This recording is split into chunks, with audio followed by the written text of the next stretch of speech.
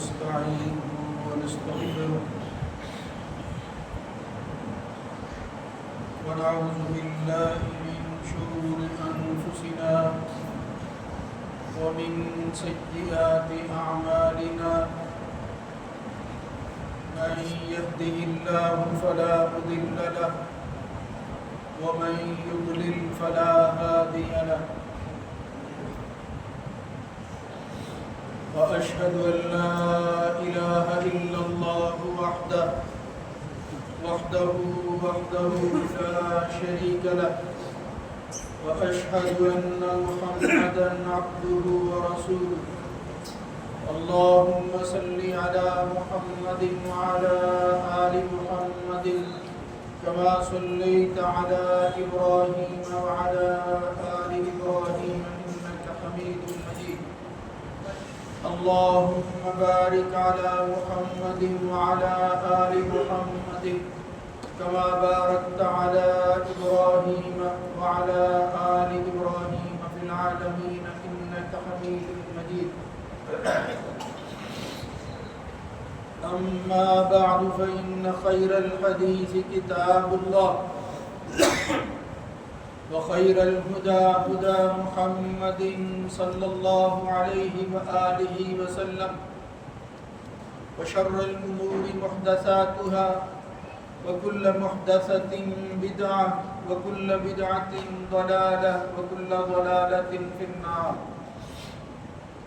رب أعوذ بك من همزات الشياطين من همزه ونفخه ونفثه يا أيها الذين آمنوا اتقوا الله حق تقاته ولا تموتن إلا وأنتم مسلمون يا أيها الناس اتقوا ربكم الذي خلقكم من نفس واحدة وخلق منها زوجها وبث منهما رجالا كثيرا ونساء واتقوا الله الذي تساءلون به والأرحام إن الله كان عليكم رقيبا يا أيها الذين آمنوا اتقوا الله وقولوا قولا سديدا يصلح لكم أعمالكم ويغفر لكم ذنوبكم ومن يطع الله ورسوله فقد فاز فوزا عظيما رب اشرح لي صدري ويسر لي أمري واحلل عقدة من لساني يفقهوا قولي وابتغ فيما آتاك الله الدار الآخرة ولا تنس نصيبك من الدنيا وأحسن كما أحسن الله إليك ولا تبغ الفساد في الأرض إن الله لا يحب المفسدين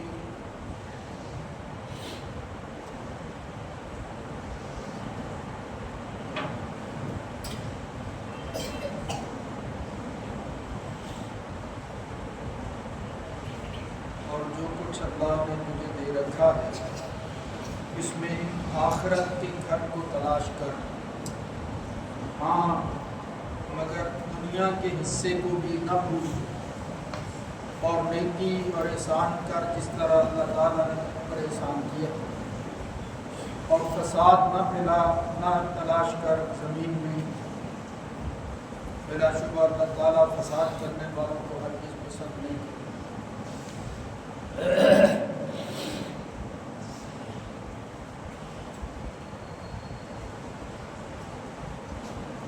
اللہ رب العزت کی حمد و ثنا کے بعد درود و سلام سید الرسل خاتم النبیین جناب محمد رسول اللہ صلی اللہ علیہ وآلہ وسلم کی ذات گرامی پر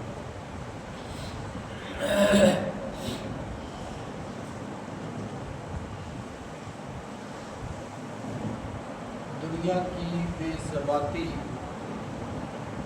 اور آخرت کے مقابلہ میں اس کی حیثیت کو واضح کرتے ہوئے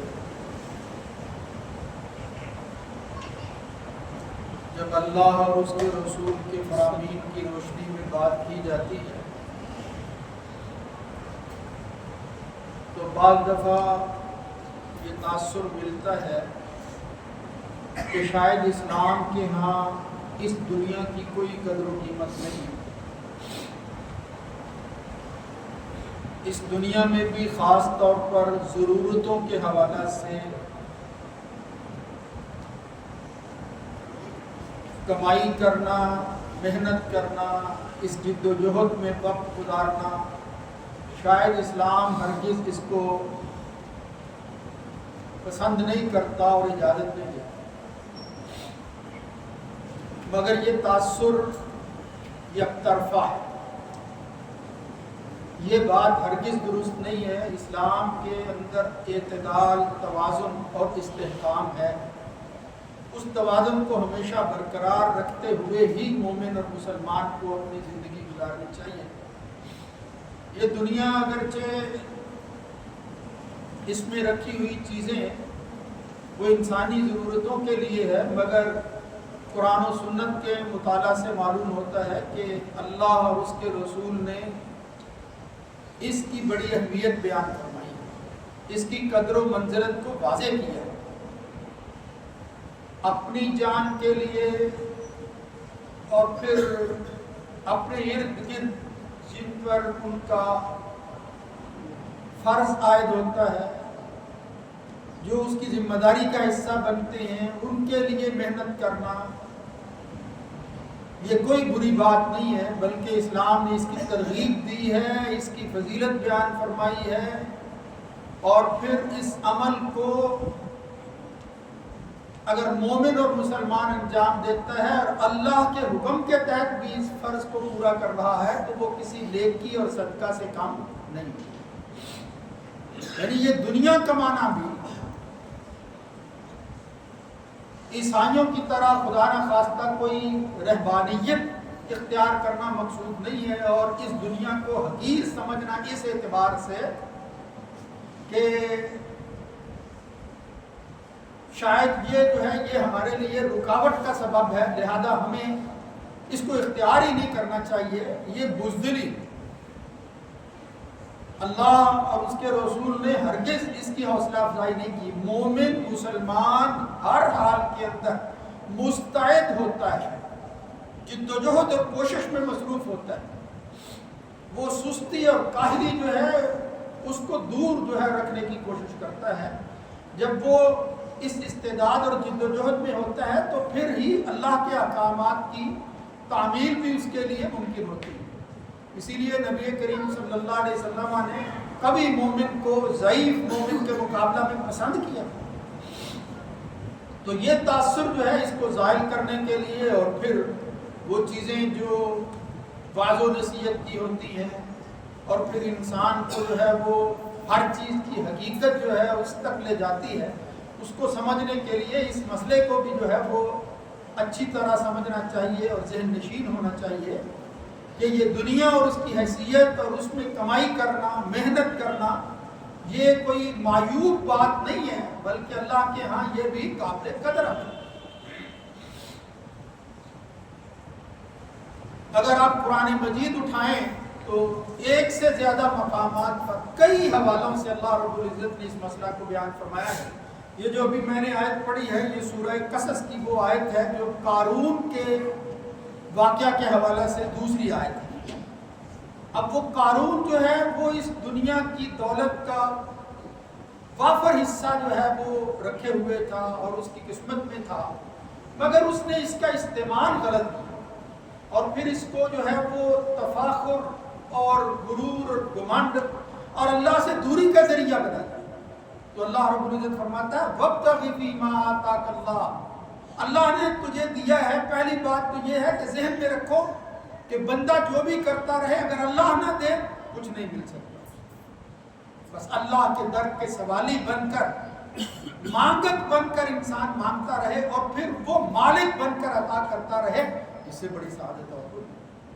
وَابْتَغِ فِي مَا آتَاكَ اللَّهُ الدَّارَ الْآخِرَةَ، مطلب اس میں مقصود تمہارے ایک ہمیشہ کی زندگی کا گھر دار آخرت ہونا چاہیے. یہ دنیا بھی کماؤ، اپنی ضرورتوں کو بھی پورا کرو، مگر اس کے نتیجہ میں اللہ تعالیٰ آخرت کی زندگی کی سعادت نصیب فرما دے. یہ بڑی خوش بختی ہے جو انسان کو. لیکن ساتھ ہی جو دوسری بات فرمائی کہ کہیں بندہ یہ نہ کہے کہ سب کچھ آخرت ہی کے لیے ہے، دنیا کے لیے کچھ کرنا ہی نہیں ہے۔ اسی لیے مسلمان اور اسلام کے مخالف یہ کہتے ہیں کہ اسلامی تعلیمات جو ہیں یہ انسان کو یہ نکمہ بناتی ہے، یہ حرکت کرنے کے لیے اور پھر انقلاب کے لیے تیار نہیں کرتی، بلکہ وہ کہتی ہے جیسے تیسے حالات ہیں بس آپ اس کو قبول کر لیں اور بیٹھ جائیں، کچھ کریں نا۔ یہ تو خیر بات بالکل غلط ہے اور طرف لے جاتی ہے۔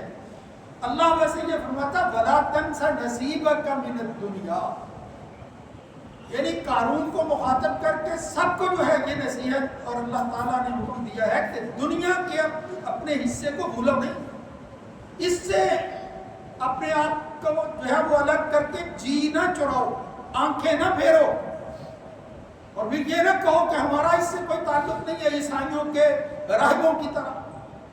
وہ یہی کہتے تھے یہ دنیا، اور آج بھی وہ اس پر عمل کر رہے ہیں کہ شاید اللہ کا قرب اسی وقت نصیب ہوگا جب یہ دنیا چھوڑیں گے۔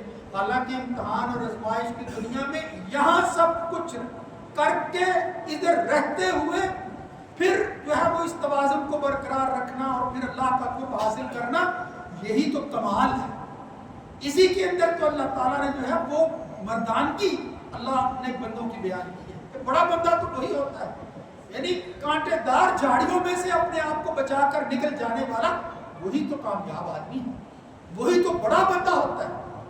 لیکن اگر حالات ہی نہ ہوں اور پھر وہ کہے کہ میں نے جو ہے وہ تیر مار لیا ہے تو اس کا کمال نہیں ہے۔ اس لیے اس توازن کے اندر زندگی گزارنا اور پھر اس آیت پر جو ہے وہ عمل کرنا وَلَا تَنْسَ نَصِيبَكَ مِنَ الدُّنْيَا، اور ساتھ ہی کہا وَأَحْسِنْ كَمَا أَحْسَنَ اللَّهُ، یہ یاد رکھو کہ سب کچھ اللہ کی طرف سے ملتا ہے، احسان اور مہربانیاں ہیں اس کی، وہ عنایتیں ہیں وہ کرتا ہے، تو پھر آپ کو اس نے جو کچھ دے رکھا ہے اس میں سے جن جن کا حق اور حصہ بنتا ہے اس کو بھی نہیں بھولنا، احسن، اس کو بھی جو ہے وہ اچھے طریقے سے کرو۔ وَلَا تَبْغِ الْفَسَادَ فِي الْأَرْضِ، اسی دنیا اور اس کی کمائی کو اور مال کو فساد کا ذریعہ نہ بناؤ۔ یہ دیکھو ایک ہی آیت کے اندر اللہ نے اس ساری حقیقت کو واضح کر دیا، اس لیے کہ اللہ ایسے لوگوں کو جو اس کے ذریعے فساد فی الارض کرتے ہیں ہرگز پسند نہیں۔ اس کے علاوہ آپ قرآن مجید میں دیکھیں کہیں آ رہا ہے وَلَقَدْ مَكَّنَّاكُمْ فِي الْأَرْضِ، اللہ نے تمہیں زمین میں جو ہے وہ ٹھہرایا، وَجَعَلْنَا لَكُمْ فِيهَا مَعَائِشَ، معاش جو ہے زندگی کے اندر کمائی کرنا، جد و جہد کرنا، اس معاش کو جو ہے اختیار کرنا، وَجَعَلْنَا لَكُمْ، یہ بھی تمہارے لیے رکھا ہے مگر میں قلیلا ما تشکرون۔ پھر اللہ تعالیٰ اس معیشت کو جب بڑھا کر تمہیں عنایت کرتا ہے، دیتا ہے، تم شکر ہی نہیں کرتے۔ مطلب اس مہربانی پر ہر حال میں اللہ کا شکر گزار ہونا چاہیے۔ اور کہیں فرمایا وَجَعَلْنَا اللَّيْلَ لِبَاسًا وَجَعَلْنَا النَّهَارَ مَعَاشًا، رات کو آرام کے لیے لباس بنا دیا ہے اور دن کو بنایا ہی اس لیے ہے کہ تم معاش اپنی کمائی کر سکو، زندگی کی ضرورتوں کو پورے کرنے کے لیے جدوجہد کرنے کے لیے نکلو۔ یہ اللہ رب العزت نے قرآن مجید میں اس طرح کی آیتیں بے شمار مقامات پر بیان کی۔ ایک آیت میں فرمایا وَمِنْ آیَاتِهِ اللَّيْلُ وَالنَّهَارُ، یہاں سورہ قصص کے اندر ہی ہے، وَمِنْ آیَاتِهِ اللَّيْلُ وَالنَّهَارُ، اللہ کی نشانیوں میں سے رات اور دن ہے۔ اب رات کو کیا کرنا ہے؟ لِتَسْكُنُوا فِيهَا، سکون حاصل کرنا، آرام جو ہے وہ پالو، وَلِتَبْتَغُوا مِنْ فَضْلِهِ، اس رات کے بعد جب دن آتا ہے تو پھر اللہ کے فضل کے تلاش کے لیے نکل پڑو، وَلِتَبْتَغُوا مِنْ فَضْلِهِ وَلَعَلَّكُمْ تَشْكُرُونَ، تاکہ پھر اس فضل کے ملنے پر تم شکر کر سکو۔ جب کوئی چیز جو ہے وہ ملتی ہے پھر ہی دھیان جب جاتا ہے اور پھر اللہ تعالیٰ کا جو ہے وہ بندہ شکر ادا کرتا ہے۔ دیکھو یہاں بھی لفظ فضل اللہ نے استعمال کیا ہے، یہ کمائی کرنا، اس معیشت کو اختیار کرنا، یہ فضل الہی ہے جس کی تلاش میں تم نکلو۔ کہیں یہ سورہ جمعہ کے اندر اللہ فرماتا ہے کہ یہ کچھ وقت عام دنوں سے ہٹ کر نماز کے اندر ظہر کے لیے جب تم آتے ہو تو یہاں مسجد میں جمعے کے دن زیادہ وقت گزارتے ہو، نسبتاً زیادہ وقت گزارتے ہو، تو فرمایا کہیں یہی نہ کہے کہ ادھر ہی لگا رکھا ہے اللہ نے ہمیں اور تو کوئی کام ہی نہیں ہے، فرصت ہی نہیں فرمایا فَإِذَا قُضِيَتِ الصَّلَاةُ، جب آپ نماز کو پڑھ لیں، جمعہ جو ہے وہ ختم ہو جائے، فَانْتَشِرُوا فِي الْأَرْضِ، کوئی پابندی نہیں ہے، یہ تو ہم نے اپنے اوقات کے مطابق شیڈول ایسا بنا رکھا ہے، جمعے کو جو ہے وہ اور مصروفیتیں جو ہیں وہ بندے کی ہوتی ہیں، اور آدمی دکانوں اور معیشت سے جو ہے وہ کچھ وقفہ کر لیتا ہے. اللہ کے ہاں کوئی پابندی نہیں. نماز پڑھو، فانتشروا فی الارض، زمین میں پھیل جاؤ، وابتغوا من فضل اللہ، اللہ کے فضل کو تلاش کرو. واذکروا اللہ کثیرا لعلکم تفلحون، اللہ کی یاد ہمیشہ دل میں رہنی چاہیے. فلاح کا راستہ یہی، ہر حال میں اللہ کو نہیں بھولنا. بس مومن کا اور کافر کا فرق یہ ہے. تو یہاں بھی فرمایا وابتغوا من فضل اللہ. صحابی کہتے ہیں، ایک صحابی تھے ہم میں سے عراق بن مالک رضی اللہ تعالیٰ عنہ، ان کا معمول یہ تھا اذا صلی الجمعہ انصرف فوقف عند باب المسجد، وہ جمعہ پڑھ لیتے، سلام پھیرتے تو مسجد کے دروازے پر کھڑے ہو کر کیا کہتے کہ اے اللہ صلیت فریضتک، تو نے یہ چیز جو ہے وہ میرے اوپر فرض کی تھی، میں نے وہ فرض ادا کر لیا، جمعہ پڑھ لیا ہے.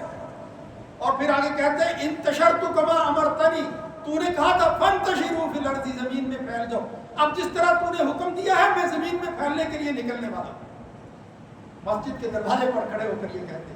اور پھر ساتھ ہی کہتے کہ تو نے کہا وابتغوا من فضل اللہ، اللہ کا فضل تلاش کرو، تو میں کہتا ہوں فارزقنی من فضلک، مجھے میرا رزق اپنے فضل میں سے عطا کر دے. فإنک خیر الرازقین، تجھ سے بہتر رزق دینے والا کوئی نہیں. یہ دیکھو قرآن کو سمجھنے والے، اچھی سوچ رکھنے والے، اللہ کی طرف دھیان کرنے والے ہر حال کے اندر اللہ کو بھولتے رہتے، کس طرح متوجہ ہوتے تھے. کہاں ایک ذمہ داری بحیثیت مسلمان، تو میرا مالک ہے، تو نے کہا یہ کہو، پھر کہا فانتشروا فی الارض وابتغوا من فضل اللہ، تو اپنا فضل جو ہے وہ میرے لیے کھول دے. اس لیے قرآن مجید ہو، محمد الرسول اللہ صلی اللہ علیہ وسلم کی احادیث ہو، سنت ہو، اللہ کے رسول صلی اللہ علیہ وسلم نے اس کی ترغیب کے اندر فرمایا اطلب الرزق من خبایا الارض. مسلم ابی اعلیٰ کے اندر یہ الفاظ آتے ہیں، مطلب رزق تلاش کرنے کے لیے زمین کے کونے خدروں میں اگر تمہیں جو ہے وہ جانا پڑے، تلاش کرنا پڑے، زمین کے خزانے ڈھونڈنے پڑے. اس وقت دنیا کے اندر سب سے بڑی دولت اللہ نے زمین میں رکھی ہوئی ہے، لوگ نکالتے ہیں، اسی پر جنگیں ہو رہی ہیں. تو میں اطلب الرزق من خبایا الارض، اللہ نے جو خزانے چھپا رکھے ہیں ان کو ڈھونڈو، تلاش کرو، آگے بڑھو.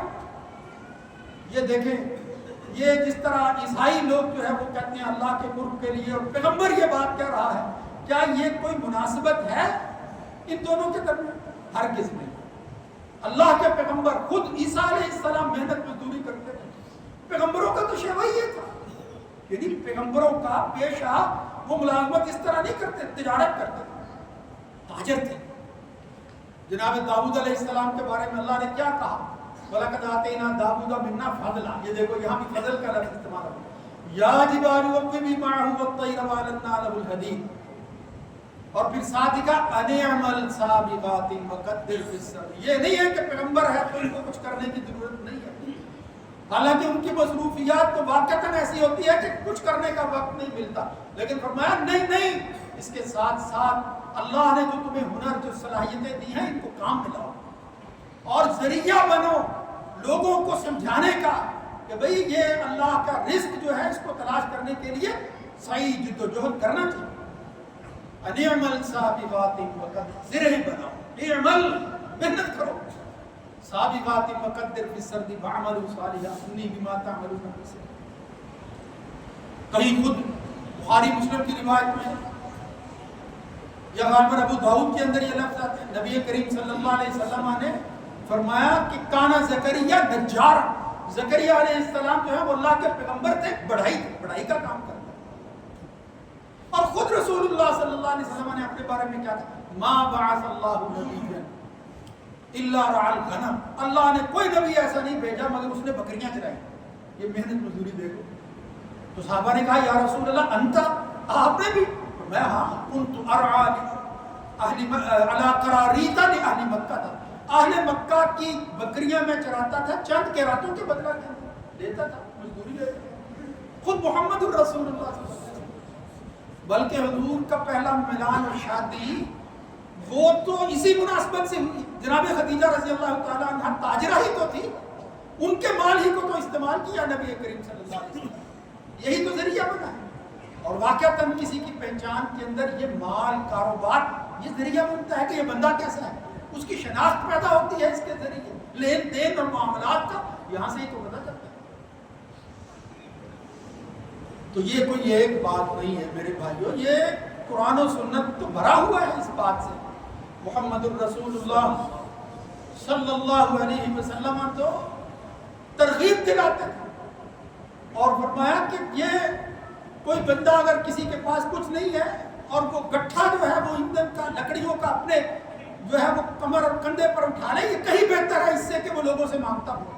لا یاخذ احدکم حبلہ خیر لہ من ان یأتی بحزمۃ حطب علی ظہرها فیبیعها، وہ لکڑیاں وہ ایندھن بیچے، فیکف اللہ بها وجہہ، اور پھر اللہ تعالیٰ اس کے چہرے کو بچا لے، خیر لہ، یہ کہیں بہتر ہے اس کے لیے، من ان یسأل الناس، کہ وہ لوگوں سے مانگتا پھرے، مانگے تو لوگوں کے سامنے ہاتھ پھیلائے، اللہ کے سامنے پھیلانے کی بجائے آتو وہ دیں، ہو سکتا ہے وہ دے دیں، اور منعو رد کر دیں اس کو، کیا کرے گا پھر یہ؟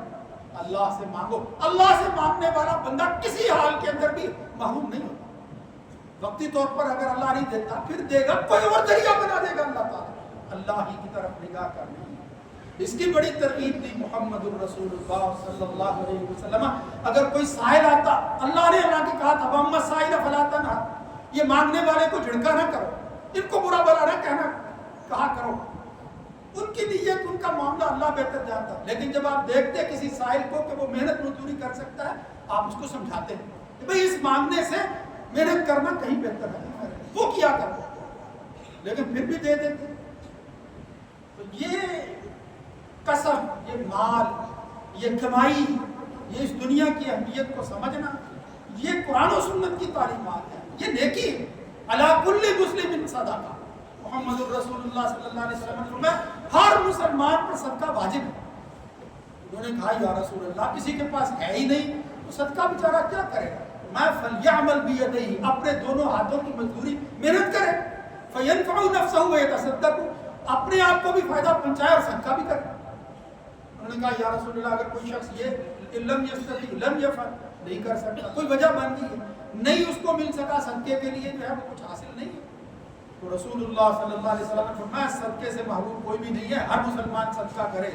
فَيَعِينُ ذَا الْحَاجَةِ الْمَلْهُوفَ، مجبور اور حاجت مند شخص ہے اس کی مدد ہی کر دے، یہ بھی صدقہ ہے۔ انہوں نے کہا یہ نہیں کر سکتا کوئی، فرمایا فَيَأْمُرُ بِالْخَيْرِ، اور کسی کو نیکی کی بات ہی بتا دے، حکم ہی دے دے، میں یہ بھی نہیں کر سکتا کوئی کرتا، میں فَيُمْسِكُ عَنِ الشَّرِّ فَإِنَّهُ صَدَقَةٌ، اور برائی سے بچ جائے، روک دے، ذریعہ بن جائے، یہ صدقہ بن جائے گا اس کے لیے۔ تو کہنے کا مطلب یہ ہے کہ صدقہ صرف زبان مال کے ذریعے نہیں ہے، پہلے مال کے ذریعے، پہلے فرمایا مال کے ذریعے۔ نبی کریم صلی اللہ علیہ وسلم کے صحابی کہتے ہیں کہ ہم اللہ کے بینا مع رسول اللہ صلی اللہ علیہ وسلم اطلع شاب، یا اذا هو شاب، ایک نوجوان کو دیکھا، مسجد کے اندر جو ہے وہ نوجوان تھا، اس کو دیکھنے کے بعد فرعیناہ فرمیناہ بابصارنا، اس کی قوت اور اس کی جسامت کو دیکھ کر ہماری ٹکٹکی بن گئی، ہم دیکھتے ہی رہے اس کو، اور ہم نے کہا کاش لو ان شبابہ وقوتہ، کاش اس کی یہ جوانی، اس کی قوت، اس کا جسم اللہ کے راستے میں جو ہے صرف، یعنی اللہ کے راستے کے اندر اس کی توانائیاں صرف۔ محمد الرسول اللہ صلی اللہ علیہ وسلم میں وما سبیل اللہ الا من قتل، تم نے اللہ کے راستے کو محدود ہی کر دیا ہے، تم یہ سمجھتے ہو کہ بس جو آدمی جہاد کے لیے نہیں نکلے گا، اپنے آپ کو جو ہے وہ لگائے گا نہیں، اپنی جان کو، وہ اللہ کے راستے بھی نہیں ہے۔ میں ومن سعى على والديه فهو في سبيل اللہ، اگر کوئی شخص محنت مزدوری کرتا ہے اور اپنے والدین کی خدمت کرتا ہے اس کمائی کے ذریعے، وہ بھی اللہ کے راستے کے اندر فهو في سبيل اللہ۔ ومن سعى على عياله، جو شخص جو ہے وہ اپنے اہل و عیال کے لیے کوشش میں کرتا ہے، فهو في سبيل اللہ، وہ بھی اللہ کے راستے کے اندر۔ ومن سعى على نفسه لِيُعِفَّهَا فَهُوَ فِي سَبِيلِ اللَّهِ، ایک شخص اپنی جان کے لیے کرتا ہے اور اپنے آپ کو بچا کر رکھتا ہے اسی ندامت سے جس کا پہلے میں نے ذکر کیا اور نبی کریم صلی اللہ علیہ وسلم کی حدیث سنائی ہے اس حسرت اور ندامت سے بچنے کے لیے، اپنی عفت نفس کے لیے، تو میں فہو فی سبیل اللہ، وہ بھی اللہ کے راستے کے اندر جو ہے وہ یہ کام کر رہا ہے۔ اللہ کے راستے کو محدود نہ کرو۔ اس سے کیا معلوم ہوا؟ یہ محنت مزدوری کرنا بھی اللہ کے راستے میں نکلنا ہے، یہ اللہ کی تلاش ہے۔ کاش بندہ اس کی حقیقت کو سمجھ سکے۔ میرے بھائیوں، بات تو کرنے کے لیے بہت کچھ ہے، بے شمار واقعات ہیں۔ صحابہ جو ہے، عبد الرحمن ابن عوفی کو دیکھ لو، یعنی جب ہجرت کر کے گئے کچھ بھی پاس نہیں تھا، اور پھر بعد میں اللہ تعالیٰ نے محنت مزدوری کے ذریعے چند ہی دنوں کے اندر وہ خوشبو لگے ہوئے کپڑے جب دیکھا تو فرمایا میں نے تو شادی بھی کر لی ہے۔ اللہ کے رسول نے کہا اولن ولو بشاتن، کوئی ولیمہ بھی کرو، اور پھر اللہ دیتا رہا۔ اتنی جو ہے وہ برکت ہوئی ہے مال کے اندر کہ اتنا مال ملا کہ وہ اپنے مال کو سونے کی ڈھلیوں کو یا سونے کے جو پہاڑ جو ہے اس میں سے حصہ ملا تھا، وہ کلہاڑے کے ذریعے الگ الگ کرتے تھے عبد الرحمن۔ اللہ نے اتنا کچھ دے دیا۔ اللہ کے لیے کوئی مشکل نہیں، اللہ سے مانگو، زیادہ مانگو، پھر اللہ رب العزت دیتا۔ اس کے خزانے ہیں ہی زیادہ دنیا کے مقابلہ میں، جب سب کچھ اس کے پاس، مانگو بھائی اس کے خزانے، ڈھونڈو، پھر اس کے لیے محنت مزدوری، آگے بڑھو۔ تو میرا یہ گزارشات کرنے کا مقصد یہ ہے کہ توازن کو برقرار رکھو۔ جب یہ رکاب کی بات ہے، جب یہ زہد کی بات ہوتی ہے، یہ دنیا کی بے ثباتی کا تذکرہ ہوتا ہے، تو اس کا یہ مطلب نہیں ہے کہ اسلام اس کے مخالف ہے۔ کہ کئی دوست جو ہم کے ذہن میں آتا ہے کہ اسی طرح کی باتیں سننے کو ملتی ہیں، ان کے ہاں تو شاید اس کی کوئی اہمیت ہی نہیں۔ محمد الرسول اللہ صلی اللہ علیہ وسلم کے صحابی کہتے ہیں اللہ کے رسول نے ہم پر یہ احسان کیا کہ کننا نسمّا فی عہد رسول اللہ صلی اللہ علیہ وسلم السماسرہ۔ اللہ کے رسول کے زمانے میں اہل عرب جو ہے وہ یہ لین دین بھاؤ تاؤ کرنے والوں کو سماسرہ، دلال کہتے تھے۔ ہمارے ہاں بھی یہ برا لفظ سمجھا جاتا ہے، بعض دوست بہت ہی برا سمجھتے ہیں، حالانکہ بات یہی ہے، لین دین کرنا، بھاؤ تاؤ کرنا، یہ دلالی ہے، پوچھنا اور پھر جواب دینا۔ لیکن اللہ کے رسول نے کہا یا معشر التجار، اس سے بھی اچھا لفظ رسول اللہ صلی اللہ علیہ وسلم نے جو ہے ہمارے لیے استعمال، سمانا باحسن منہ، اس سماسرہ سے بہتر جو لفظ تھا وہ استعمال کیا رسول اللہ صلی اللہ علیہ وسلم، یا معشر التجار، اے تجارت کرنے والے لوگ، اے تاجروں۔ اب یہ کتنا خوبصورت لفظ، لیکن ساتھ ہی فرمایا ان البیع یحضرہ اللغو والحلف فشوبوہ بالصدقہ۔ اور تاجروں، میرے بھائیوں، یہ جب تم کام کرتے ہو بعض دفعہ زبان سے پتہ نہیں کیا کیا کچھ نکل جاتا ہے، کہیں قسم بھی اٹھا لیتے ہو، تمہیں پتہ ہی نہیں چلتا، لہب جو ہے وہ اس کے اندر شامل ہو جاتی ہے۔ لہذا شوبوہ بالصدقہ، اپنے اس عمل کے ساتھ جو ہے، اپنی اس محنت کے ساتھ، اپنی اس کمائی کے ساتھ صدقے کو نہ بھولا کرو، وہ ملاتے رہا کرو، صدقہ دیتے رہا کرو، اس کی تلافی ہوتی رہے گی جو انجانے کے اندر بھی بندے سے غلطی ہو جاتی ہے۔ تو فرمایا خوبصورت نام، ساتھ ہی کہا شوبوہ بالصدقہ۔